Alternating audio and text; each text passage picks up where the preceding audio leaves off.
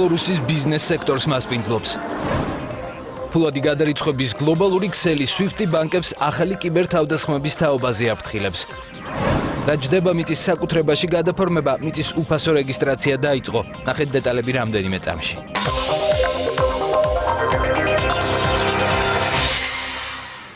თბილისის ზღვასთან ეკოქალაქი აშენდება 700 მილიონიან პროექტს საპარტნიორო ფონდი აფინანსებს და მას სლოვაკური კომპანია Gino Green City კორპორაცია განახორციელებს.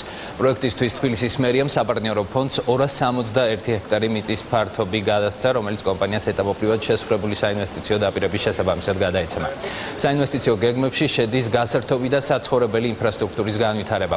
მხარებს შორის შეთანხმებას ხელი დღეს მოეწერა. პროექტის ავტორების თქმით, თბილისი Eco Green City აღმოსავლეთ ევროპაში პირველი თანამედროვე ტიპის ეკოქალაქი იქნება. ეს ადგილი განვითარდება როგორც თანამედროვე ტექნოლოგიებით და ენერგოეფექტური თვალსაზრისით, ასევე მნიშვნელოვანია ის, რომ ახალი ტექნოლოგიების შემოვარაც დაინერგება ჩვენს ქვეყანაში და ამ თვალსაზრისით შემდეგ ეს უკვე სამაგალითო გახდება სხვებისთვის. იქნება ალბათ ტურისტებისთვის თუ ადგილობრივი მოსახლეობისთვის საუკეთესო თავშეყრის ადგილი. დაახლოებით 80 ჰექტარი იქნება საზოგადოებრივი დანიშნულების ისეთი დაწესებულებები, როგორიცაა საბავშვო ბაღები, ავადმყოფო, სკოლა. პროექტი გათვლილია 10 წელიწადზე, იწყება პრაქტიკულად წელს და 2027-2028 წელს განსაზღვრულია მისი დამთავრება. უკვე ჩადებული რაც არის 50 მილიონამდეა დღეისდღეობით. ვაპირებთ, რომ აი წელს და მომავალ წელს დაახლოებით კიდე ალბათ 100 მილიონი იქნება ჩადებული და თანათანობით ეს ტემპები მოიმატებს თავისთავად. საქართველოში ტურისტების ზრდის მაჩვენებელი სასტუმროების დატვირთვაზეც აისახა. საქსტატის ცნობით 2015 წლის განმავლობაში სასტუმროებისა და სასტუმროს ტიპის დაწესებულებები 1.854.500 სტუმარს მოემსახურა, რაც წლიურად 33.3%-ით არის გაზრდილი. 2015 წელს ექსპლუატაციაში 172 სასტუმრო შევიდა. ნომრების საერთო რაოდენობამ კი 23.000 გადააჭარბა. კვლევამ აჩვენა, რომ საქართველოს სასტუმროებს სტუმართა 63% საზღვარგარეთის ქვეყნებიდან სტუმრობდა. წელში სასტუმროებში სამჯერ გაიზარდა სტუმართა რაოდენობა, არაბთა გაერთიანებული საამიროებიდან 44%-ით რუსეთიდან, 40%-ით უკრაინიდან, ხოლო 31%-ით გერმანიიდან. შესყიდვების სააგენტომ ბიზნესმენებთან რიგით მეცხრე შეხვედრა გამართა. სააგენტოს თავმჯდომარე საინჟინრო მომსახურების სფეროში დასახმაბულებს შეხვდა. შეხვედრაზე ტენდერებისა და პროექტების საკითხებზე არსებული ხარვეზები განეხილეს. სააგენტოს თავმჯდომარის განცხადებით, აღნიშნულ პრობლემებზე რეაგირებას მყისიერად მოახდენენ. შეხვედრაზე ბიზნესმენებმა კონკრეტული რეკომენდაციებიც მოისმინეს, რომლებიც შესყიდვების სფეროში არსებულ შესაძლო ხარვეზების თავიდან აცილებას უკავშირდებოდა. სააგენტოში მომდევნო შეხვედრა სამშენებლო სფეროში დასახმაბულებთან იგეგმება. ჩვენს შემსყიდველ ორგანიზაციებს მოუწოდეთ იმის თაობაზე, რომ მცირე და საშუალო ბიზნესს მიეცეს საშუალება მონაწილეობა მიიღოს ტენდერებში უფრო გამარტივებული პროცედურებით. მე მიმაჩნია, რომ ამგვარი შეხვედრები არის ძალიან საინტერესო და ძალიან პროდუქტიული, იმიტომ რომ ისინი გვაძლევენ ინფორმაციას თუ ამ მიმართულებით რა ხდება ზოგადად. ჯობია კონკურსი იყოს, რაღაც სხვა წესი იყოს, ასეთ პირდაპირ შეწყიდვა, რომ ელექტრონულად ამისარა მომსახურებას ყიდულობდე. ფიქრობ, რომ სახელმწიფოს წამგებიანობის მეტი არაფერი არ მოაქვს. ფულადი გადარიცხვების გლობალური ქსელი SWIFT თავის წევრ ბანკებს ახალი კიბერთავდასხმების თაობაზე აფრთხილებს და უსაფრთხოების სისტემების მუდმივ განახლებისკენ მოუწოდებს.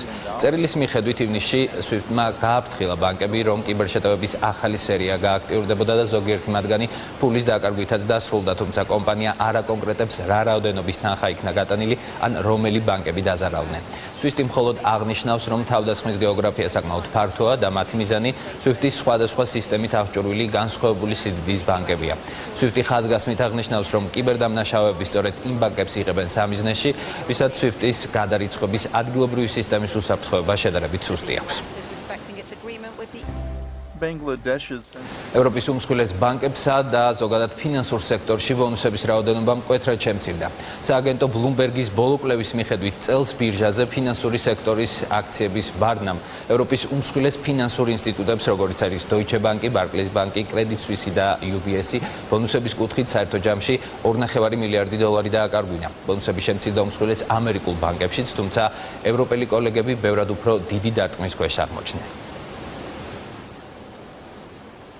საქართველოს ბელორუსის სამთავრობო დელეგაცია სტუმრობს ვიზიტის ფარგლებში, დაგეგმილია მაღალი რანგის შეხვედრები, ხვალ კი საქართველოს-ბელორუსის ეკონომიკური თანამშრომლობის მთავრობათა შორისი კომისიის მესამე სხდომა და ბიზნეს ფორუმი გაიმართება.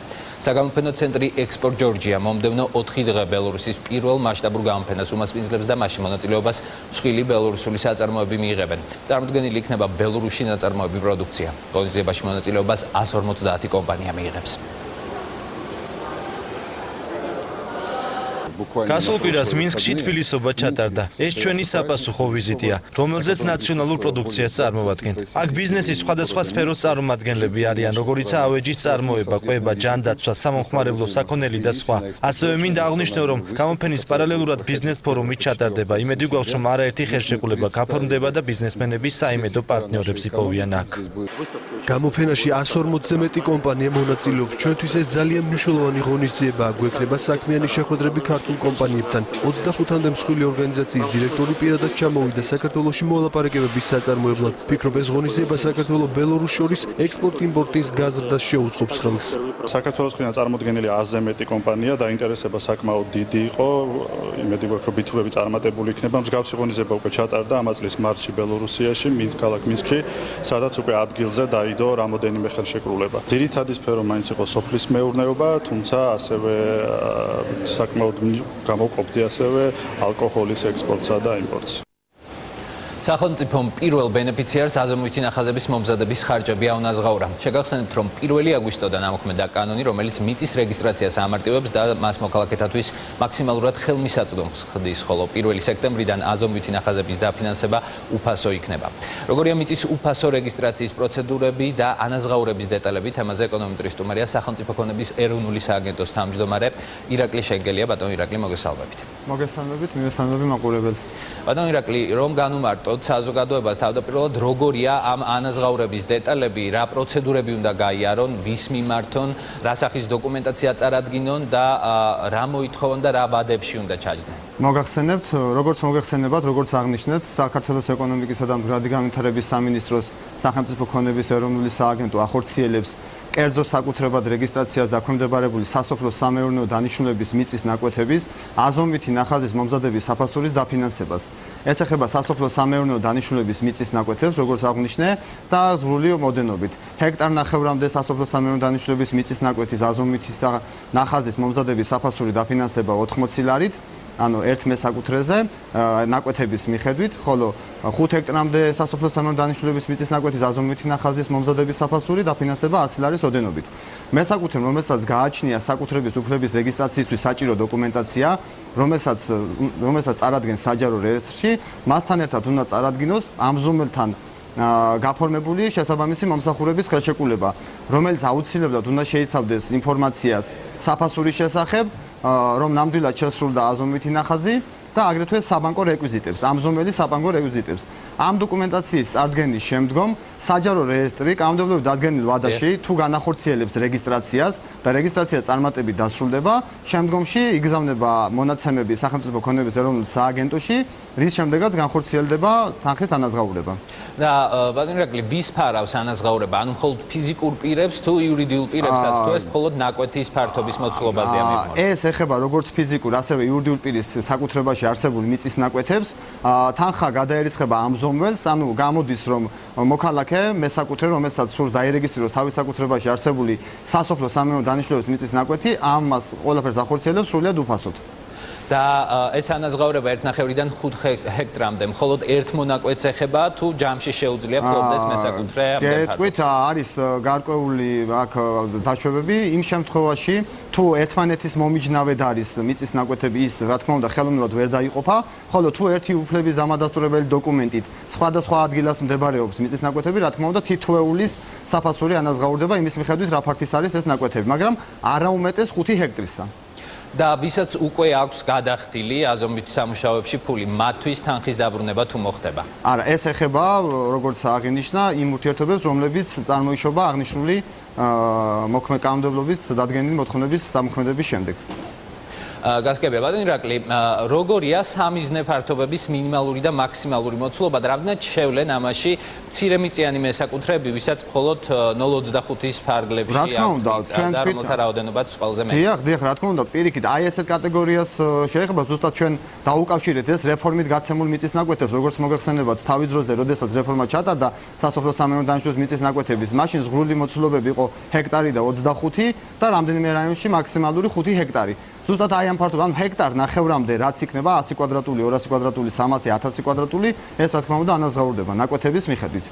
იმის შემდეგ, რაც აგვისტოში დაიწყო უფასო რეგისტრაცია, რამდენად მოიმატა განაცხადების რაოდენობამ და როგორ გონიათ, რამდენად მოხერხდება ამ პროცესის 2 წელში დასრულება, რამდენად ცნობილია უფასო რეგისტრაცია სწორედ მხოლოდ 2 წელი გრძელდება. აღნიშნულთან დაკავშირებით კომპეტენტურ პასუხს გაგცემთ ჩვენი კოლეგა უწყება საჯარო ეროვნულ სააგენტო, ვინაიდან მათთან რეგისტრირდება განცხადებები, ჩვენ რაც შეგვეხება, ჩვენთან გამოიგზავნება მხოლოდ ის განცხადება, რომელიც აკმაყოფილებს ამ კრიტერიუმებს სასოფლო-სამეურნეო დანიშნულების მიწისნაკვეთია და ექვემდებარება ანაზღაურებას.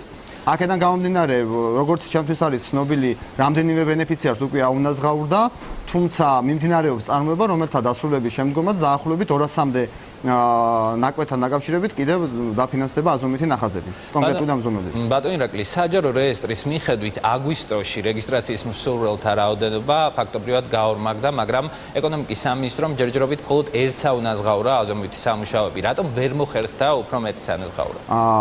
ერთს არა, რამდენიმე საუნაზღაურდა, ეს გარკვეულ პროცედურებთან არის დაკავშირებული, როგორც მოგახსენეთ, ამზომებს უნდა მიმართოს მესაკუთრემ, შემდგომში ჩატარდეს აზომვითი სამუშაოები და აქედან გამომდინარე ეს პროცედურებთან და დროსთან იყო დაკავშირებული და შესაბამისად, რადგანაც პირველი პრეცედენტი უკვე არის, ამას მოყვება რამდენიმე ასეული პრეცედენტი და რამდენიმე ასეული შემთხვევა და შემდგომში უკვე გაცილებით დიდი რაოდენობას ველოდებით.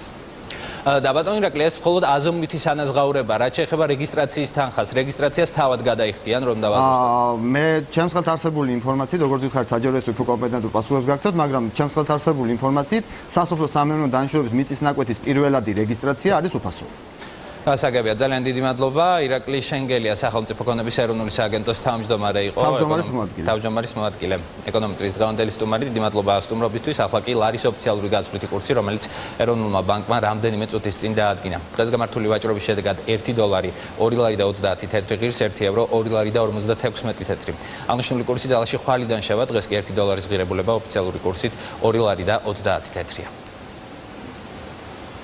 ეკონომეტრი დღეს ამ ინფორმაციით გემშვიდობებათ, ერთმანეთს ხვალ 16 საათიანი მომამბის დასრულებისთანავე შევხვდებით ნახვამდის.